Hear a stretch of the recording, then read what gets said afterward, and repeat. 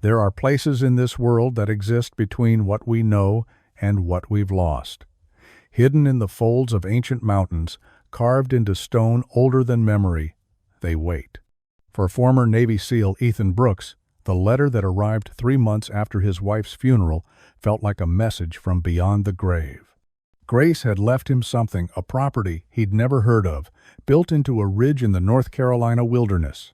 He and Jax, his loyal German Shepherd K9, would drive into those mountains searching for answers. What they found was a house that defied logic, a structure that breathed with the earth itself. But beneath its floors, something was stirring. The mountain was being torn open by forces that saw only profit, and Jax's instincts were screaming danger. Ethan would have to choose: walk away from the past, or stand and protect the one thing Grace trusted him to guard. Before we begin, tell us where you are watching from. And if this story touches your heart, please subscribe for more. The rain had been falling for 6 days straight. It drummed against the windows of the small rental cabin in Fayetteville, North Carolina, a relentless rhythm that mirrored the hollow beat inside Ethan Brooks' chest. He sat at the edge of the worn couch, his hands hanging loose between his knees, staring at nothing. The television was on, but he couldn't hear it. The world had gone muted the day Grace died. Beside him, pressed warm and solid against his left leg, was Jax. The German Shepherd, a retired military working dog with a coat like midnight smoke and eyes sharp enough to cut through lies, hadn't left Ethan's side in 3 months. Not since the funeral. Not since the moment Ethan had come home to an empty house and realized that silence could be louder than any explosion he'd ever survived overseas. Ethan Brooks had spent 12 years as a Navy SEAL, operating in places most people couldn't pronounce, doing things he'd never be able to talk about. He'd led teams through desert storms and mountain passes, through firefights that left his ears ringing and his hands shaking long after the smoke cleared. He'd been decorated twice, wounded 3 times, and had watched brothers fall in battles that would never make the news. But none of it, none of the training, none of the missions, none of the scars had prepared him for losing Grace. She had been his anchor, the one person who could look at him after a deployment and see past the armor he wore. She didn't ask about the nightmares. She didn't press him for stories he couldn't tell. She just held his hand and reminded him that he was still human, still capable of softness, still worthy of love. And then, one ordinary Tuesday morning in September, she'd collapsed in their kitchen. An aneurysm, silent, swift, merciless. She was gone before the ambulance arrived. Ethan had stood in the hospital hallway, still holding the coffee cup he'd been drinking from that morning, and felt the world tilt sideways. The doctor had spoken to him words about ruptures and brain bleeds, and nothing we could have done, but Ethan hadn't heard any of it. He'd just stared at the sterile white walls and thought about how Grace had been laughing 20 minutes earlier, about how she'd kissed his cheek before he left for his morning run, about how he'd never hear her voice again. That was 3 months ago. Since then, Ethan had drifted. He'd gone through the motions, funeral arrangements, condolence calls, paperwork that never seemed to end. Friends had reached out. His old team had checked in. But Ethan couldn't find the words to respond. He felt like a ghost in a world that had lost its color. The only constant was Jax. The German Shepherd had been assigned to Ethan during his last deployment in Afghanistan. Jax was an elite military working dog, trained in explosive detection, patrol, and apprehension. He'd saved Ethan's life more than once, sniffing out IEDs before they could detonate, alerting to enemy positions in the dark, standing between Ethan and danger without hesitation. When Ethan retired, Jax retired with him. It was rare, but the bond between them was so strong that the Navy had approved the adoption. Jax wasn't just a dog. He was a partner, a brother in arms. And now, in the aftermath of Grace's death, Jax had become something more. A lifeline. The dog watched Ethan constantly. When Ethan didn't eat, Jax would nudge his hand. When Ethan sat in the dark for too long, Jax would press against him, grounding him with warmth and weight. When the nightmares came, dreams of Grace slipping away, dreams of missions gone wrong, dreams of blood and sand and silence, Jax would wake him with a gentle paw on his chest. Ethan had no idea what he would have done without him. Jax's ears twitched at the sound of the mail truck pulling up outside. The dog lifted his head, amber eyes tracking movement through the rain-blurred glass. Ethan didn't move. He'd stopped checking the mail weeks ago. There was nothing out there that mattered. Bills, condolence cards from people he barely knew, advertisements for life insurance, and cemetery plots. But Jax stood. The shepherd walked to the door, looked back at Ethan, and gave a low, insistent whine. Ethan exhaled slowly. "Not today, boy." Jax didn't move. His tail stayed still, his posture firm. It was the same stance he used in the field when he detected something critical, something that couldn't be ignored. Ethan rubbed his face with both hands, feeling the rough scrape of a beard he hadn't bothered to trim. He rose to his feet, joints stiff from too many hours sitting in the same position, and crossed the small room. He opened the door. The cold air hit him like a slap, sharp and clean, carrying the scent of wet pine and earth. It was the first time in weeks that Ethan had felt anything at all. The mailbox was a few steps down the gravel path. Ethan walked through the rain without a jacket, barely feeling it. Jax followed close, his paws silent on the wet stone. Inside the mailbox was a single envelope. It was thick, cream-colored, expensive paper, the kind of envelope that carried weight even before you opened it. The return address was from a law firm in Asheville, Caldwell and Finch, attorneys at law. Ethan turned it over in his hands, water beading on the surface. His name was written in elegant script across the front. Beneath it, in smaller print, Estate of Grace Eleanor Brooks. His breath caught. He tore it open right there in the rain, his fingers clumsy and cold. Inside was a letter, typed on official letterhead, and beneath it a second envelope sealed with red wax. The typed letter was formal, almost sterile. Dear Mr. Brooks, we regret to inform you of a property matter that has come to our attention following the passing of your wife, Grace Eleanor Brooks. It has been discovered that Mrs. Brooks was the sole inheritor of a parcel of land located in the Blue Ridge Mountains, McDowell County, North Carolina. This inheritance was previously unknown and came into effect through a family trust dating back to 1948. The property includes a residential structure of historical and architectural significance. Per Mrs. Brooks's instructions, you are named as the designated heir and guardian of this estate. Enclosed is a personal letter left in our care by Mrs. Brooks to be delivered to you in the event of her passing. Please contact our office at your earliest convenience to discuss next steps. Sincerely, Margaret Finch, Esquire, Caldwell and Finch, attorneys at law. Ethan's hands were shaking. He looked down at the second envelope, the one sealed in wax, the one that had Grace's handwriting on the front. Ethan, when you're ready. He stood there in the rain for a long time, water running down his face, mixing with something warmer. Jax pressed against his leg, solid and steady, a tether to the present. Finally, Ethan folded both letters carefully and walked back inside. He didn't open Grace's letter that night, or the next. He kept it on the kitchen table where he could see it every morning when he woke up. It sat there like a question he wasn't ready to answer. The sight of her handwriting, the familiar loops and curves, was both comforting and unbearable. But Jax never stopped watching it. The dog would sit beside the table, eyes fixed on the envelope, as if he knew it contained something important. Sometimes Ethan would catch him sniffing at it gently, his nose barely brushing the paper. "She's not coming back, boy," Ethan said once, his voice rough. Jax looked at him with those intelligent amber eyes, and Ethan could have sworn the dog understood. On the third morning, Ethan sat down at the table with a cup of black coffee. The rain had finally stopped. Pale sunlight filtered through the cabin windows, catching the dust in the air. Jax lay at his feet, chin resting on his paws, eyes half closed but alert. Ethan picked up the envelope, His thumb traced the edge of the wax seal, a pressed image of a small bird in flight. Grace had always loved birds. She used to sit on their back porch in the early mornings, watching the cardinals and finches that visited their feeders. She said they reminded her that no matter how heavy the world felt, there was always something light enough to fly.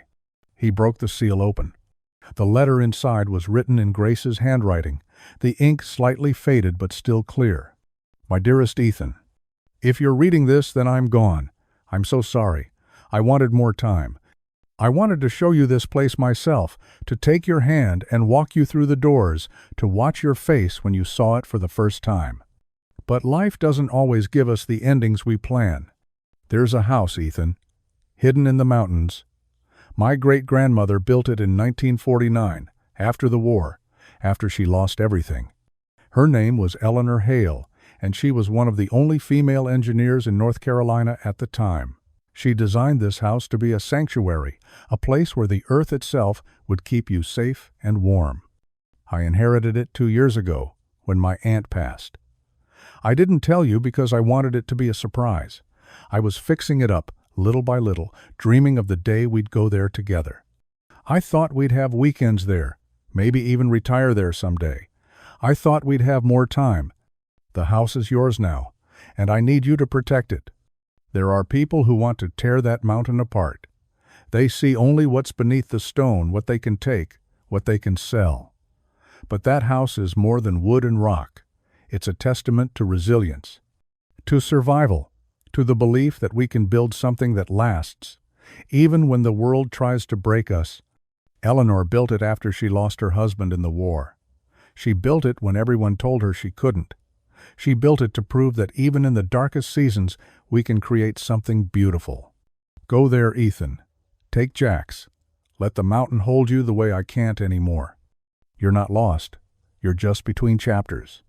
I love you more than words can hold. All my love, Grace.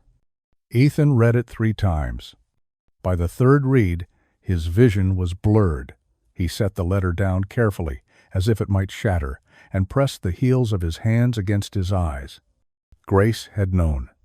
Somehow, she'd known that he would need this. A place to go, a purpose, something to protect. He looked down at Jax. The shepherd was already on his feet, tail swaying slow and steady, eyes locked on Ethan's face. You ready for a trip, boy? Jax's ears perked forward, and a soft whine escaped his throat, not one of distress, but of anticipation. For the first time in months, Ethan felt something stir beneath the grief. A faint pulse of purpose, fragile but real.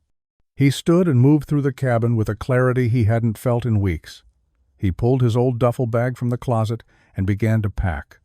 Clothes, a first aid kit, his service knife, the blade still sharp after all these years. A flashlight, a waterproof case for Grace's letter, and the legal documents. A map of North Carolina. He loaded Jax's gear into the back of his truck, food, water, a collapsible bowl, and the tactical vest the dog hadn't worn since they'd both retired from active duty. The vest was faded and worn, but the Velcro still held. Ethan ran his hand over it, remembering the weight of missions and the bond forged in fire. The drive took 4 hours. Ethan followed the directions provided by the law firm, winding deeper into the Blue Ridge Mountains. The roads grew narrower, the trees thicker. Mist clung to the valleys like breath, and the air grew cooler as they climbed. The radio lost signal halfway up, replaced by static and silence. Ethan didn't mind. The quiet felt right. Jax sat in the passenger seat, head out the window, ears streaming back in the wind. His nose worked constantly, cataloging scents that Ethan couldn't even begin to imagine: pine resin and wet earth, animal trails and distant water, the complex tapestry of a living forest. They passed through small towns that looked like they'd been forgotten by time, gas stations with hand-painted signs, diners with gravel parking lots, churches with white steeples rising above the trees. People waved from porches as Ethan's truck rolled by, and he found himself waving back, a reflex from a life that felt very far away. The GPS on his phone flickered and died about 20 miles from the coordinates. Ethan switched to the paper map, tracing the route with his finger. The road he needed wasn't marked on any official map, it was just a thin pencil line. Grace had drawn, labeled in her handwriting, home. He found the turnoff just as the sun began to dip toward the western ridges. A narrow dirt road, barely wide enough for the truck, branching off from the main highway. There was no sign, no mailbox. Just an opening in the trees. Ethan turned onto it and drove slowly, the truck bouncing over roots and stones. Branches scraped the sides, and the forest pressed in close, ancient and watchful. The road climbed steadily, switchbacking up the mountainside. Ethan could feel the elevation in his ears, in the thin quality of the air. And then, the road ended. Ethan parked the truck in a small clearing and stepped out. The air was cold and thin, carrying the sharp scent of pine and stone. The ground beneath his boots was soft with moss and fallen needles. Somewhere in the distance, he could hear the faint rush of water a stream, maybe hidden in the folds of the land. Jax jumped down, landing soundlessly, and immediately began sweeping the area with his nose. His body was relaxed but alert, the posture of a professional assessing new terrain. Ethan looked up. Ahead, barely visible through the trees, was the house. It wasn't like anything he'd expected. The structure was built directly into the face of a massive stone ridge, as if the mountain had opened its mouth and swallowed the building whole. The front wall was made of dark timber and river stone, weathered by decades of wind and rain, but still solid. The windows were small and deep-set, like eyes watching from the shadows. The roof was covered in moss and wild grass, blending seamlessly into the hillside above. It looked less like a house and more like a natural formation, something that had grown from the earth rather than been built upon it. It looked like it had been there for 1,000 years. Ethan walked forward slowly, his boots crunching on gravel. Jax moved ahead, ears swiveling, body tense, but not alarmed. The dog circled the perimeter of the clearing, checking for threats the way he'd been trained.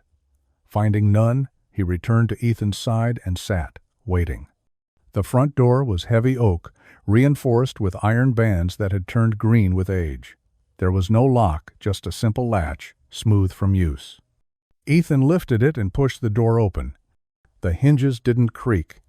Inside, the air was warmer than it should have been. Not hot, just comfortable, like stepping into a room where a fire had been burning hours before. The transition from the cold mountain air to the gentle warmth of the interior was startling. Ethan paused in the threshold, letting his eyes adjust to the dim light. The walls were smooth stone, carved directly from the mountain. Not rough or jagged, but shaped with precision, the work of someone who understood both geology and engineering. The floor was packed, earth-covered with wide planks of reclaimed wood, worn smooth by time.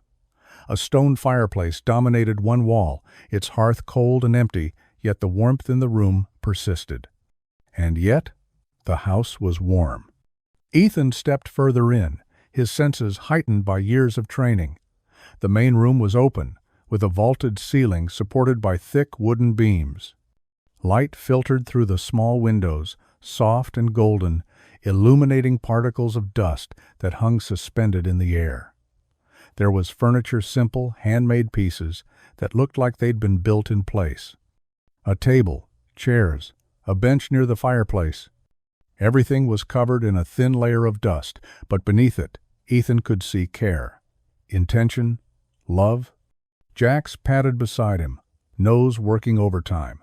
The dog moved through the space with the precision of a trained operator, checking corners, doorways, shadows. He paused at the fireplace, sniffing at the cold stones, then moved on to the kitchen area. The kitchen was simple but functional, a hand-pump sink, a cast-iron stove, open shelves lined with jars and tin canisters.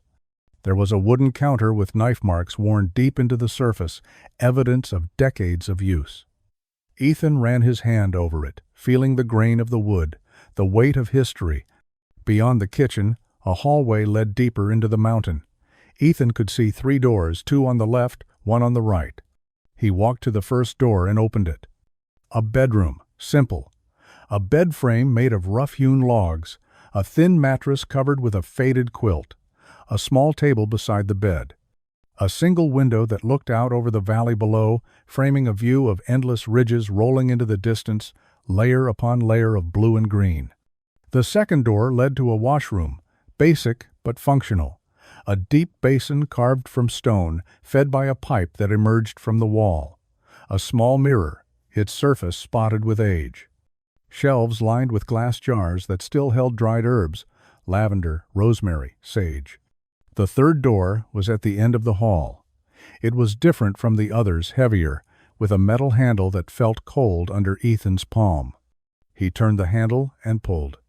The door opened onto a staircase leading down into darkness. Ethan glanced at Jax. The dog's ears were pinned forward, his body coiled and ready. Not aggressive, alert. Focused. "Easy, boy." Ethan pulled the flashlight from his belt and clicked it on. The beam cut through the darkness below, revealing stone steps that descended into the heart of the mountain. The steps were narrow and steep, worn smooth in the center from years of use. He started down, Jax right behind him. The air grew cooler as they descended, but not uncomfortably so. It was the kind of cool that felt ancient, untouched by the seasons above. The walls on either side were smooth, almost polished, and Ethan realized they weren't just carved, they were shaped, engineered. Every angle, every curve was intentional. This wasn't the work of miners or laborers. This was the work of someone who understood physics and geology at a level most people never reached. At the bottom of the stairs was a chamber. It was circular, maybe 20 feet across, with a domed ceiling that rose into shadow. The walls were lined with metal pipes, copper and brass, green with age, but still intact. They ran in intricate patterns, looping and spiraling like veins, connecting to a central hub in the middle of the floor. The pipes varied in diameter, some as thin as a finger, others as thick as Ethan's arm. Ethan crouched down, running his hand over the metal. It was warm, not hot, but distinctly warm, as if heated from within. Jax circled the room slowly, sniffing at the base of the walls. His tail was low, his movements cautious. He paused at one section of the wall, pressing his nose against the stone, and let out a soft huff. Ethan stood and swept the flashlight beam across the ceiling. There were vents, small openings that seemed to lead further into the rock, disappearing into darkness. And carved into the stone above the central hub, etched with care and precision, was a symbol, a bird in flight, wings spread wide. The same symbol from the wax seal on Grace's letter. Ethan's chest tightened. This wasn't just a house. It was a machine, a living, breathing system designed to pull heat from deep within the earth and circulate it through the structure above. Geothermal engineering, decades ahead of its time, built by a woman in 1949, with nothing but her mind and her hands. Grace's great-grandmother had built this, alone. In an era when women weren't even allowed to vote in some places, Eleanor Hale had carved a sanctuary from the mountain itself. Ethan exhaled slowly, his breath misting in the cool air. "She was a genius," he whispered. Jax's ears flicked back toward him, but the dog didn't leave his position near the far wall. His nose pressed against the stone, and a low rumble vibrated in his chest, not a growl, but a warning. A signal. Ethan moved to his side. "What is it, boy?" Jax pawed at the wall, then looked up at Ethan, eyes sharp and focused. Ethan pressed his palm against the stone where Jax had been sniffing, and felt it.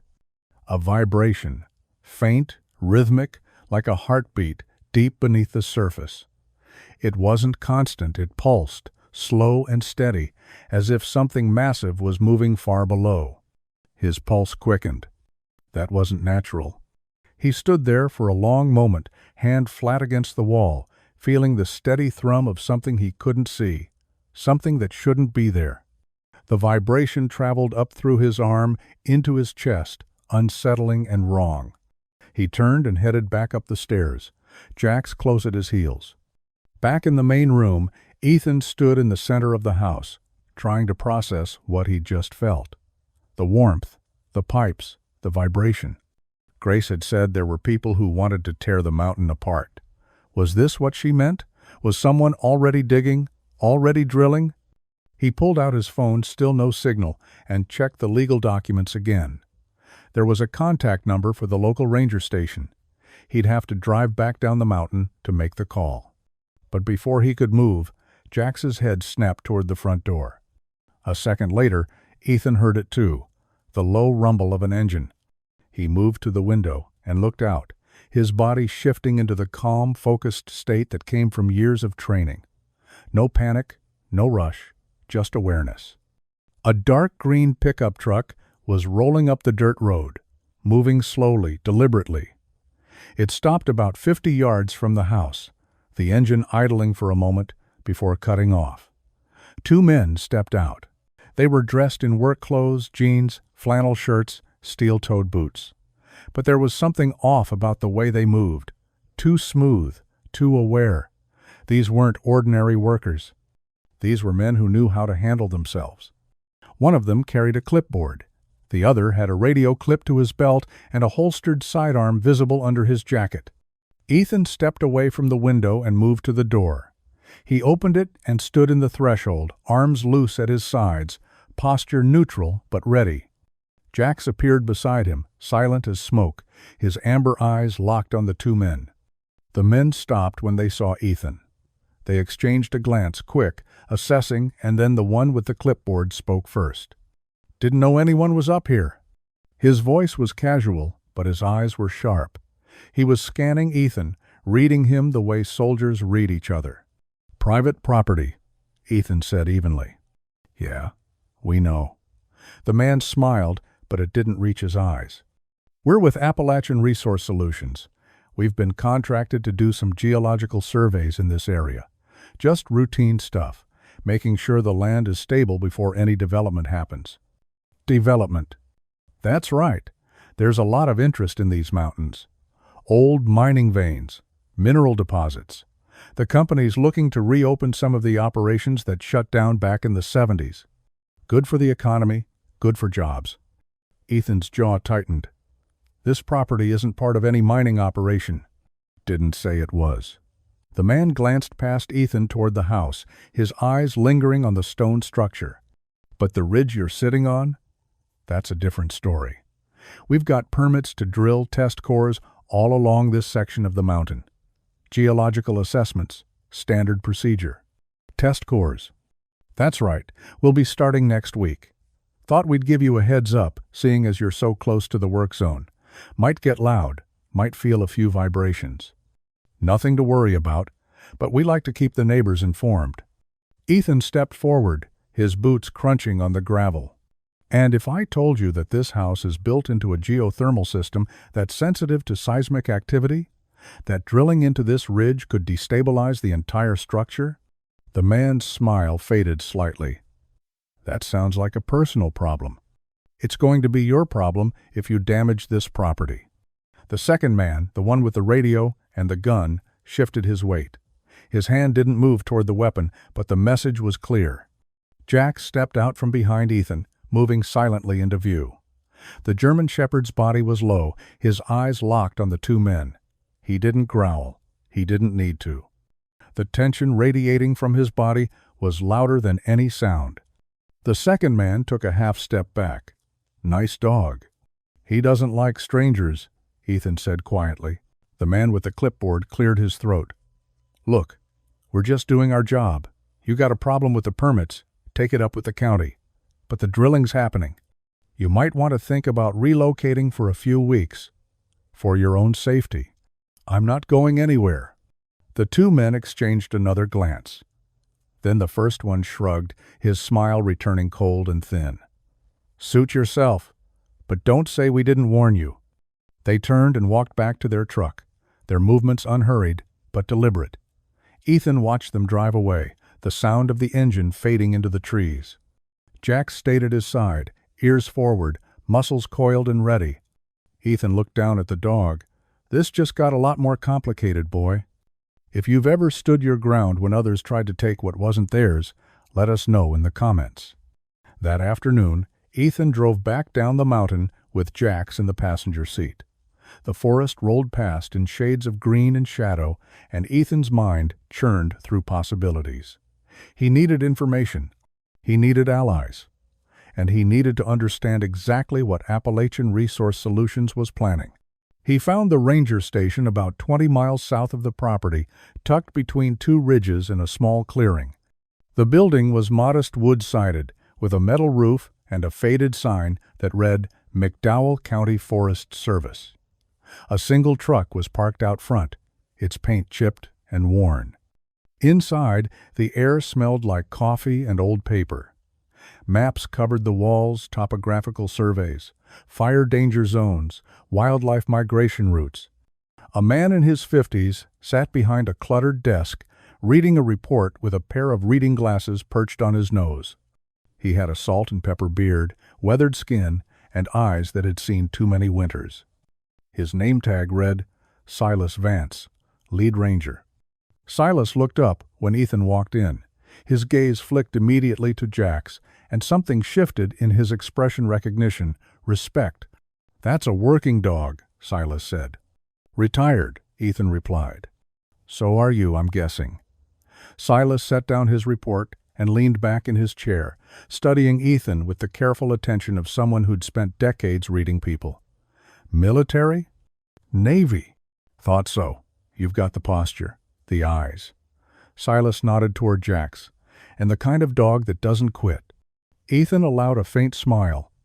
"He's saved my life more than once." "I believe it." Silas gestured to a chair across from his desk. "What brings you up here?" Ethan sat down, Jax settling at his feet. He explained briefly, carefully, the inheritance, the house, the letter from Grace. He described the structure built into the ridge, the geothermal system, the men from Appalachian Resource Solutions, and their plans to drill. Silas's expression darkened with every sentence. "Ours," he muttered, shaking his head. "Yeah, I know them. They've been sniffing around this area for the last 6 months, bought up a bunch of old mining claims from people who didn't know what they were signing away.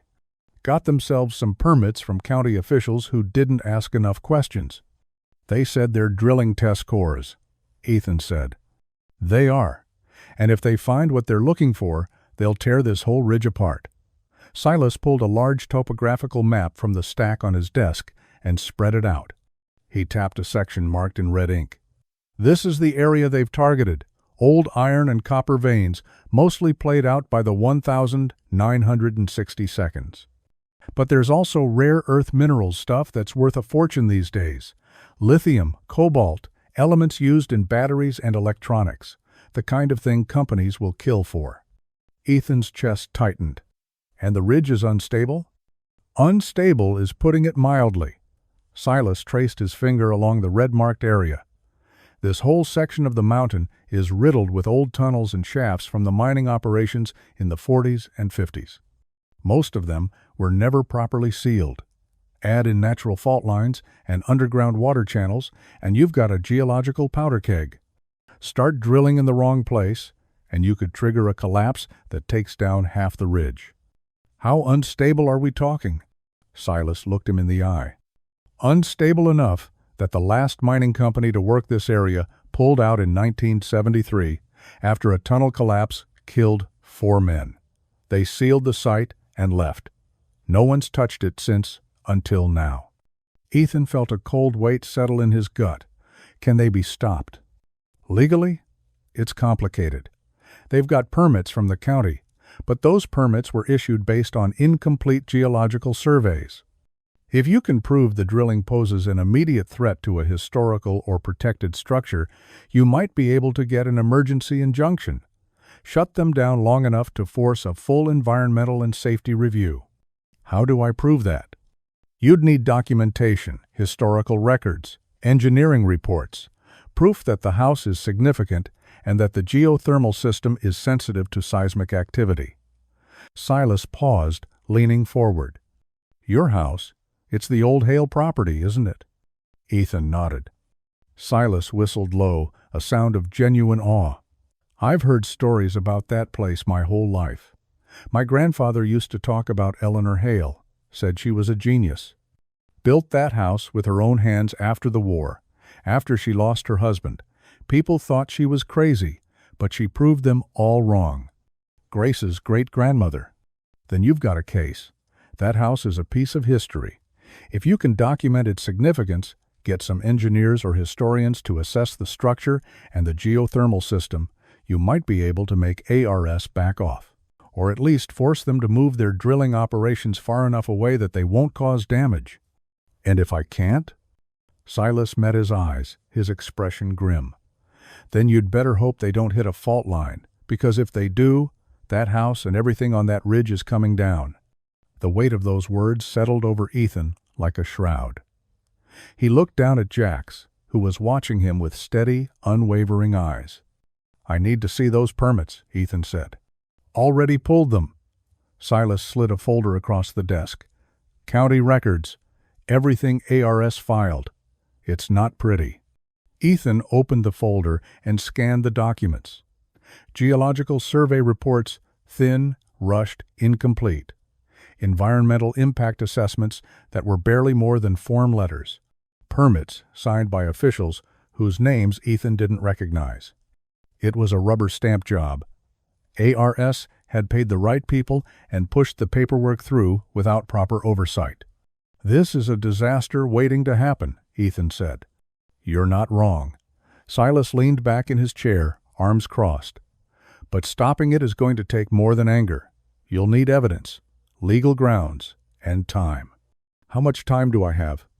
"They said they're starting next week, so not much." Ethan closed the folder and stood. "Thank you, Brooks." Silas stood as well, his expression serious. "Be careful. ARS has deep pockets and friends in high places. They're not going to take kindly to someone standing in their way. I've dealt with worse." "I believe you." Silas extended his hand.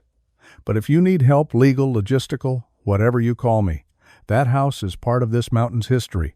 It's worth protecting." Ethan shook his hand. "I will." He drove back to the house as the sun dipped below the ridgeline, painting the sky in shades of copper and ash. Jack sat beside him, silent and watchful. When they arrived, the forest was unnaturally quiet, too quiet. Ethan stepped out of the truck and listened. No birds, no wind, no rustling of small animals in the underbrush, just the faint, distant hum of machinery. His instincts flared. He walked around the side of the house, following the sound. Jax moved ahead, nose low to the ground, body tense. About 100 yards into the trees, Ethan found what he was looking for. Survey markers, bright orange flags tied to wooden stakes driven into the earth, a line of them marching up the ridge, cutting through the forest like a scar. The stakes were spaced about 20 feet apart, marking the path for drilling operations. And at the far end, barely visible through the dusk, was a drill rig. It was silent now, but the earth around it was torn and raw, the soil dark and wet. Ethan could see the mouth of a test hole, maybe 6 inches wide, disappearing into the ground. Fresh earth was piled around it, evidence that they'd already begun. Jax growled, low, deep, primal. Ethan felt it too, the wrongness, the violation. This wasn't just drilling, this was an assault on the mountain itself. He turned and walked back to the house, his mind racing with plans and contingencies. That night, Ethan spread Grace's letter, the legal documents from the law firm, and the permits from Silas across the kitchen table. Jax lay at his feet, head resting on his paws, eyes half open but alert. The house was warm, the air still. But Ethan could feel the faint vibration beneath the floor, stronger now than it had been that morning. A subtle tremor, like the mountain was holding its breath. He wrote down everything he knew. The house was built in 1949 by Grace's great-grandmother, Eleanor Hale, a pioneering female engineer. It used geothermal heat pulled from deep within the mountain, decades ahead of its time. The ridge was geologically unstable, riddled with old mining tunnels and natural fault lines. Appalachian Resource Solutions was drilling test cores less than 100 yards away. If they drilled too deep, or in the wrong place, the whole system and the mountain could collapse. He needed proof, documentation, evidence that the house was worth protecting, that it was historically significant, and that the drilling posed an immediate threat. And he needed it fast. The next morning, Ethan woke before dawn. He fed Jax, packed a thermos of coffee, and drove into Asheville as the first light touched the ridges. The city was waking up slowly, shops opening, people heading to work, the smell of fresh bread drifting from a bakery on the corner. He found the law firm Caldwell and Finch in a restored brick building on a quiet street lined with oak trees. The receptionist was polite but guarded, her smile professional. Ethan explained who he was, and after a brief wait, he was shown into a small office where a woman in her 60s sat behind a desk covered in file folders. Her name was Margaret Finch. She had sharp eyes behind wire-rimmed glasses, silver hair pulled back in a neat bun, and a firm handshake that spoke of decades of no-nonsense professionalism. "Mr. Brooks," she said, gesturing for him to sit. "I'm so sorry for your loss. Your wife was a remarkable woman, brilliant, kind, and deeply principled." "Thank you," Ethan said, his voice rough.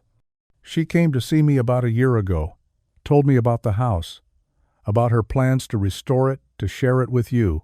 She was so excited." Margaret's expression softened. "She also told me she was worried that someone might try to take it from you, from her family." She was right. Margaret nodded slowly. She usually was. She pulled a thick folder from a drawer and set it on the desk between them. "Grace requested that I compile everything related to the property. Historical records, blueprints, photographs, legal documents. She knew this day might come." She opened the folder carefully.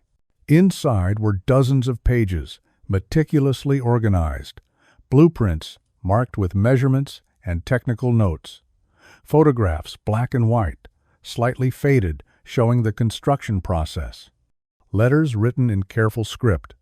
And, at the very front, a document signed and notarized by the North Carolina Historical Society certifying the house as a structure of historical and architectural significance. Ethan stared at the document, his chest tight. "Grace did all this?" he asked. "She did.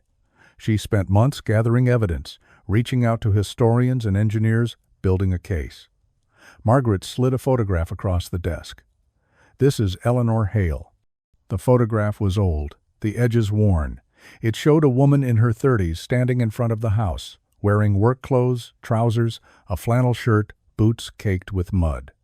Her hair was short, her face strong and determined.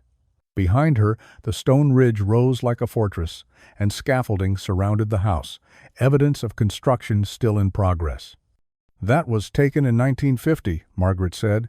Eleanor designed that house herself, drew the blueprints, supervised the construction. She was one of the first female engineers to be certified in North Carolina. The state board tried to deny her license 3 times, but she fought them. She won. And then she built that house to prove she could."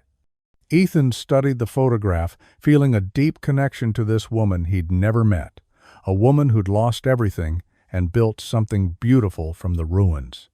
"She built it as a refuge," Margaret continued, "a place where she could live off the grid, independent and safe. The geothermal system was revolutionary. She presented her designs to the State Engineering Board in 1950. They're still on file. Can I get copies?" "I have them right here." Margaret pulled another folder from the stack. "Eleanor's original engineering reports. Detailed schematics of the geothermal system. Temperature data. Efficiency calculations. Everything you need to prove that the house is not only historically significant, but also technologically advanced." She handed the folder to Ethan. "Grace asked me to give this to you when you were ready. She believed in you, Mr. Brooks. She believed you would protect this place the way Eleanor protected it."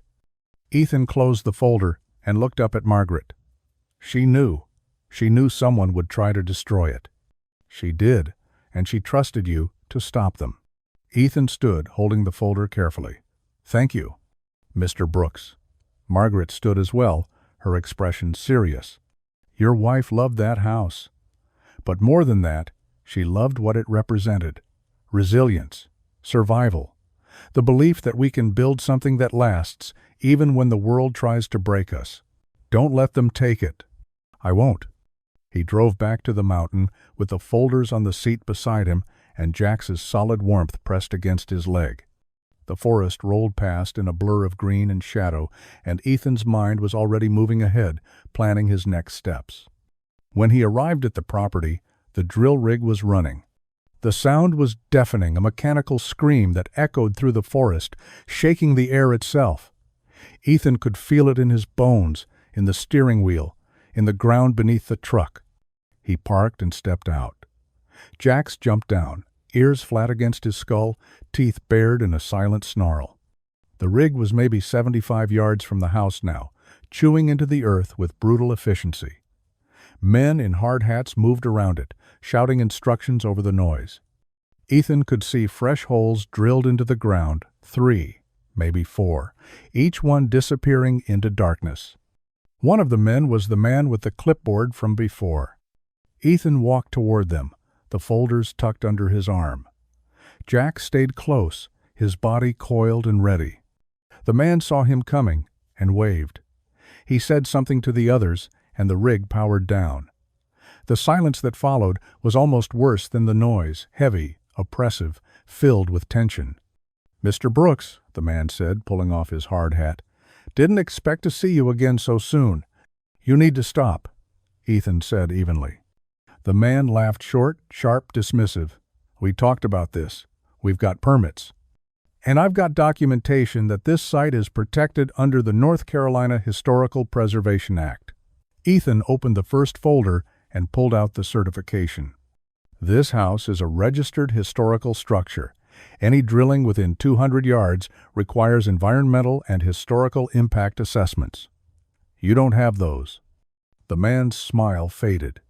He took the paper and scanned it, his jaw tightening. Then he handed it back, his expression hard. "This doesn't change anything."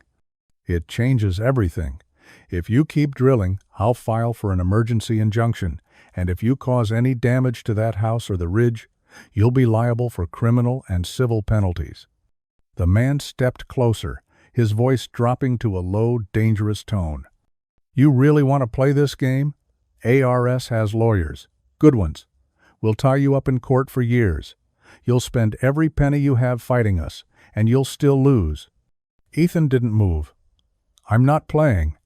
For a long moment, the two men stared at each other.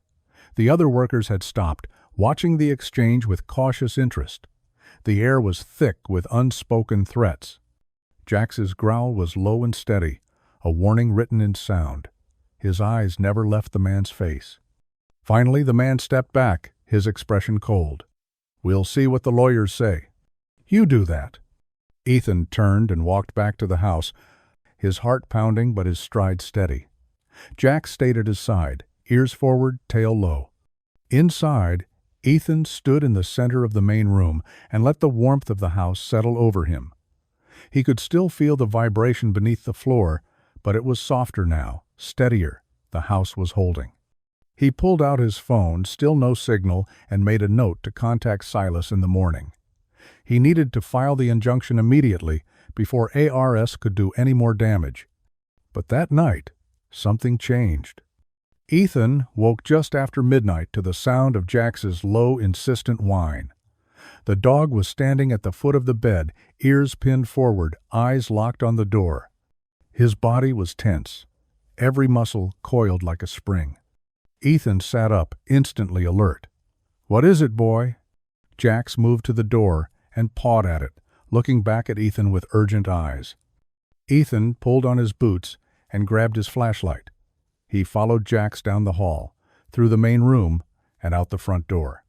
The night was cold and clear, the stars sharp as broken glass overhead. The forest was silent, unnaturally so. No wind, no animals. Just the faint, rhythmic hum of something deep beneath the earth. But Jax wasn't looking at the forest. He was looking at the ground. Ethan clicked on the flashlight and swept the beam across the earth in front of the house, and saw the crack.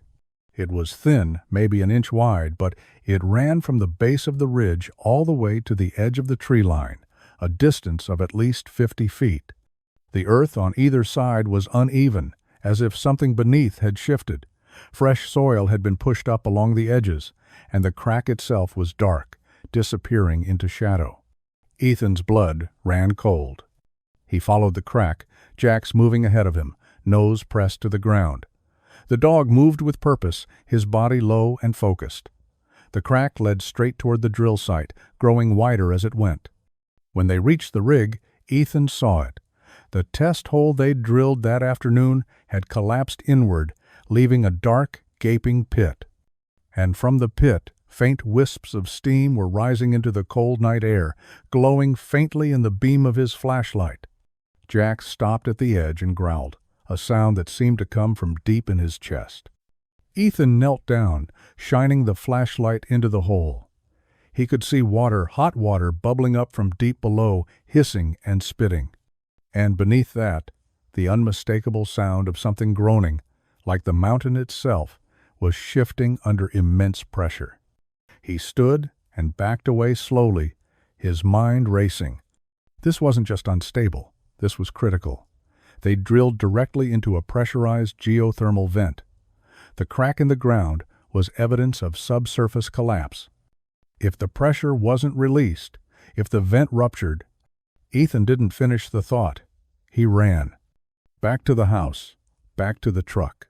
He drove down the mountain faster than he should have. Jax braced in the passenger seat and didn't stop until he reached the ranger station. Silas was there, surprisingly, working late by the light of a single desk lamp. He looked up when Ethan burst through the door, his expression shifting immediately from surprise to alarm. "They hit something," Ethan said, breathless. "They drilled into a geothermal pocket. The ridge is collapsing." Silas's face went white. He grabbed his radio from the desk. "How bad?" "Bad enough that there's steam coming out of the hole and a crack running straight toward the house. The ground is shifting." Silas swore and keyed the radio. "This is Vance. I need a geological assessment team at the Hale Ridge site immediately. Possible subsurface collapse, geothermal breach, code red."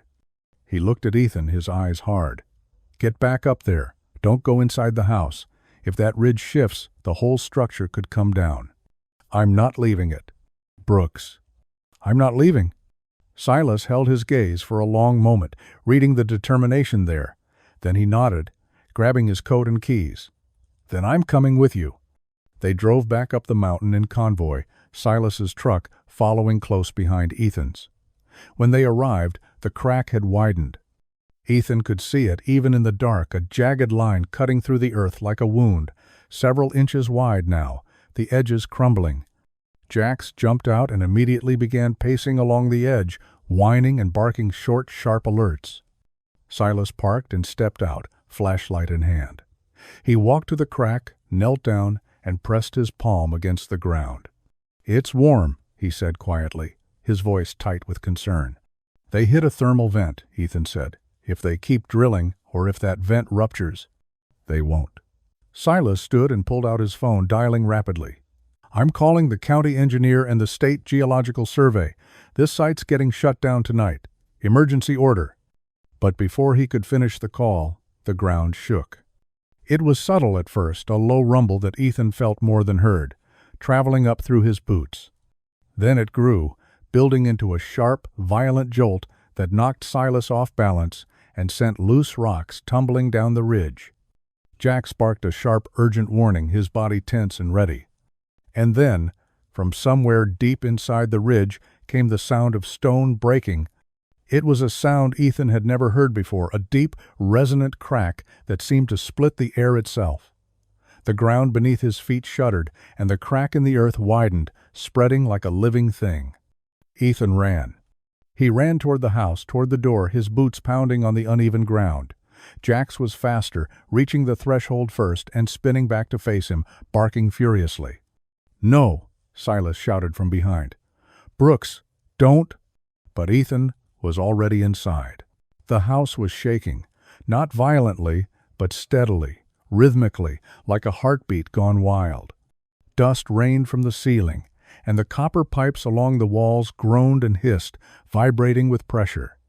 The floor beneath his feet felt unstable, as if the mountain itself was breathing. Ethan ran to the door at the end of the hall and yanked it open.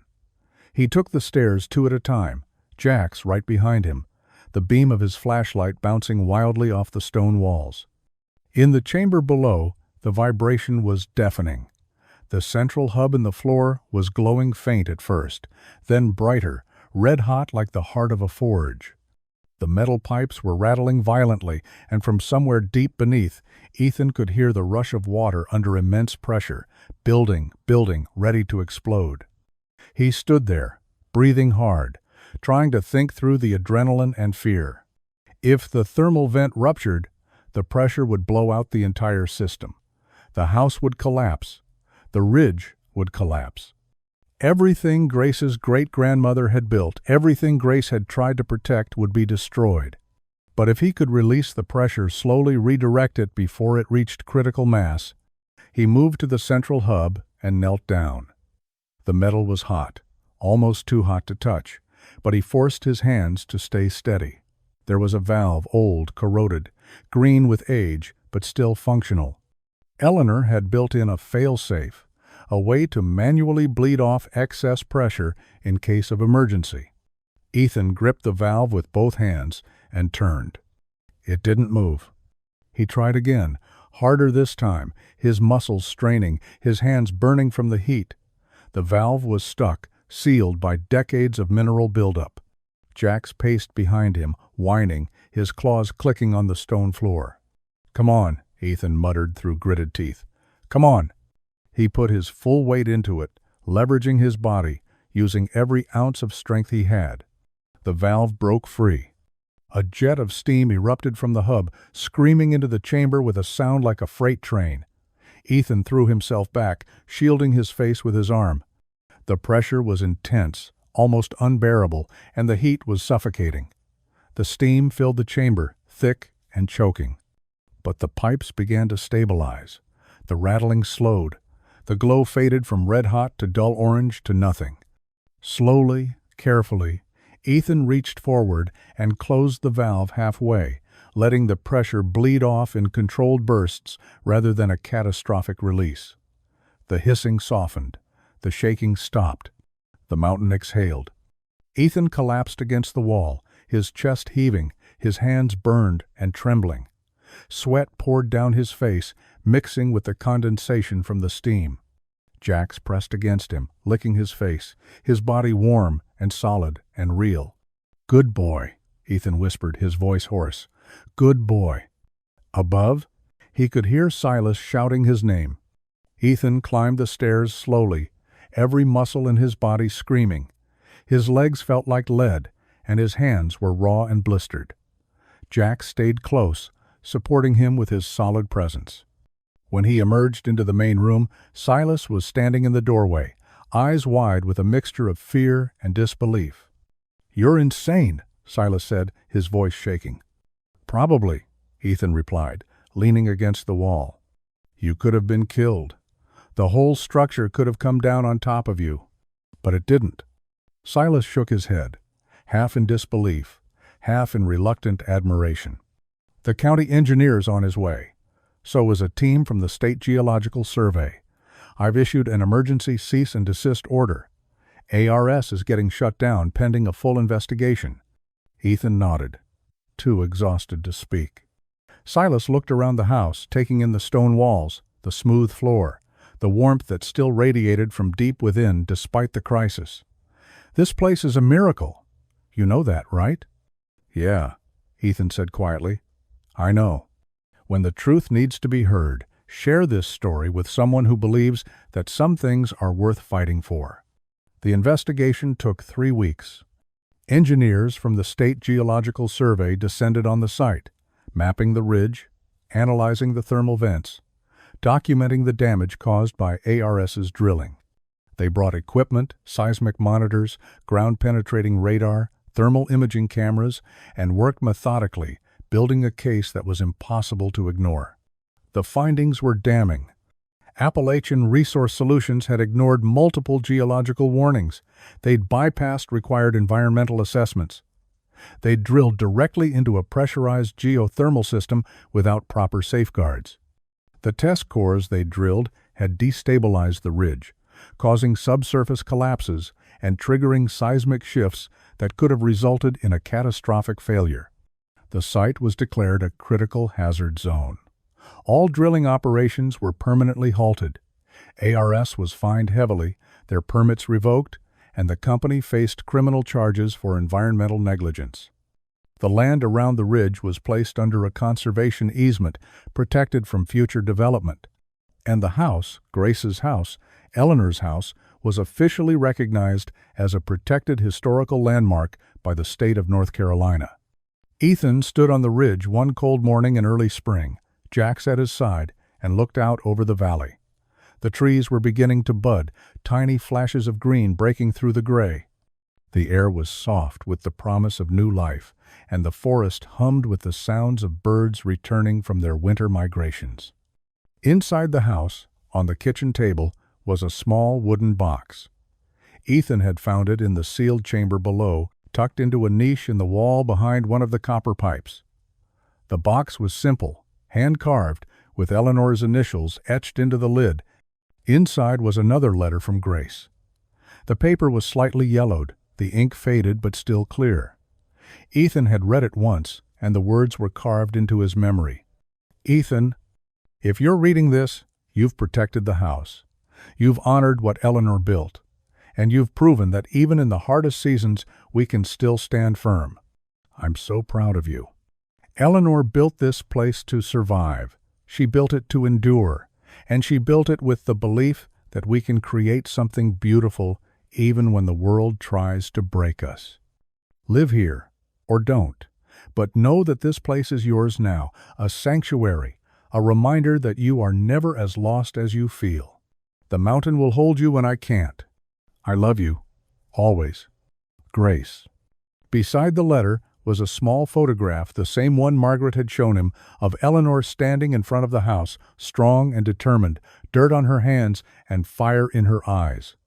And tucked behind the photograph was a folded piece of paper, a blueprint, hand-drawn, labeled in Eleanor's careful script, Expansion Plans, 1952.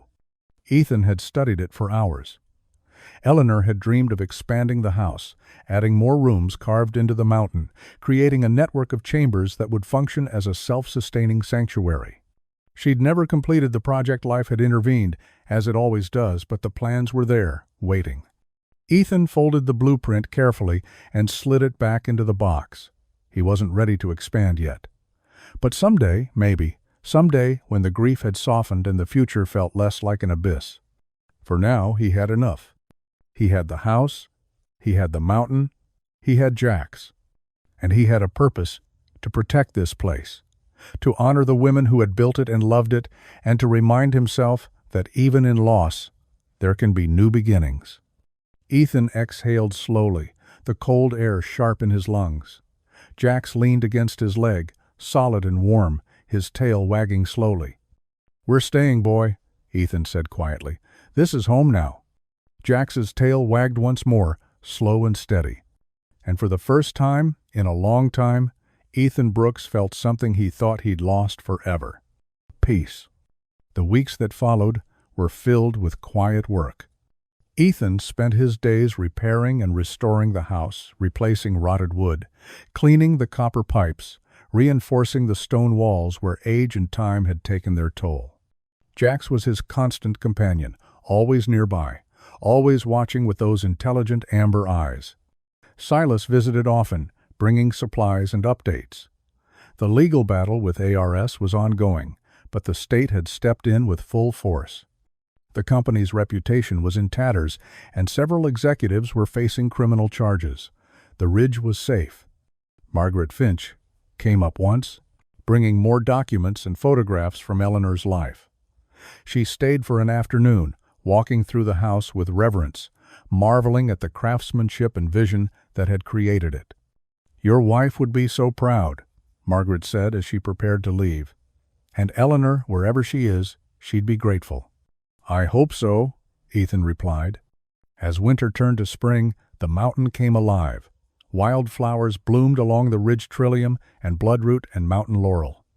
Deer appeared in the clearings at dusk. Birds nested in the eaves of the house, their songs filling the air.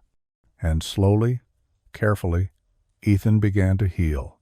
He still thought about Grace every day. He still felt the ache of her absence, the hollow space where her voice used to be. But the grief was no longer suffocating. It had become something he could carry, something that existed alongside hope rather than crushing it. One evening, as the sun set behind the western ridges, Ethan sat on the porch with Jax at his feet. The house was warm behind him, radiating the steady heat of the earth. The valley below was bathed in gold and shadow, and the air smelled of pine and rain. He pulled out Grace's letter and read it one more time. "You're not lost. You're just between chapters." Ethan folded the letter carefully and slid it back into his pocket. He looked down at Jax, who was watching him with steady, knowing eyes. "She was right, you know," Ethan said quietly. "We're not lost. We're just finding our way." Jax's tail thumped once against the wooden planks. Ethan smiled a real smile, small but genuine, the first in months. And in that moment, sitting on the porch of a house built into the mountain, with a loyal dog at his side and the memory of the woman he loved carried in his heart, Ethan Brooks understood something profound. Grief and hope can exist together. Loss and love are not opposites, they are two sides of the same coin. And sometimes the greatest act of courage is not charging into battle, but choosing to stand still and let the world heal you. The mountain held him, the house warmed him, and Grace, wherever she was, smiled. What lessons have you learned from the hardest seasons of your life? Share your reflections in the comments below. Months passed, the seasons turned. Summer came, bringing heat and thunderstorms that rolled through the valleys like freight trains. Ethan worked on the house, expanding his knowledge of the geothermal system, learning its rhythms and patterns the way Eleanor must have decades before. He found journals she'd left behind, leather-bound books filled with observations and calculations, notes on temperature fluctuations and seasonal variations. Reading them was like having a conversation with a genius across time. He also found community. Silas introduced him to other rangers, to locals who'd lived in the mountains their whole lives. They were wary at first. Outsiders were always treated with caution, but when they learned what Ethan had done, how he'd stood up to ARS and protected the ridge, they welcomed him. He became part of the mountain, as much as the trees and stone. And Jax loyal, steadfast. Jax remained his anchor. The dog thrived in the wilderness, his instincts sharp, his spirit alive.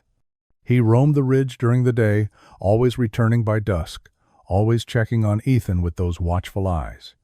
One autumn afternoon, as the leaves turned gold and red, Ethan received a letter. It was from a university in Raleigh, a team of historians and engineers who'd heard about the house and wanted to study it. They were writing a book on pioneering female engineers in the South, and Eleanor Hale was to be featured prominently.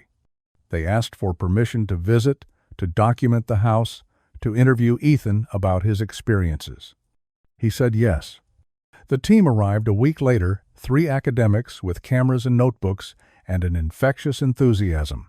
They spent 2 days photographing every inch of the house, measuring and documenting, marveling at the ingenuity and craftsmanship. One of them, a young woman named Dr. Sarah Chen, sat with Ethan on the porch as the sun set. "This house is extraordinary," she said.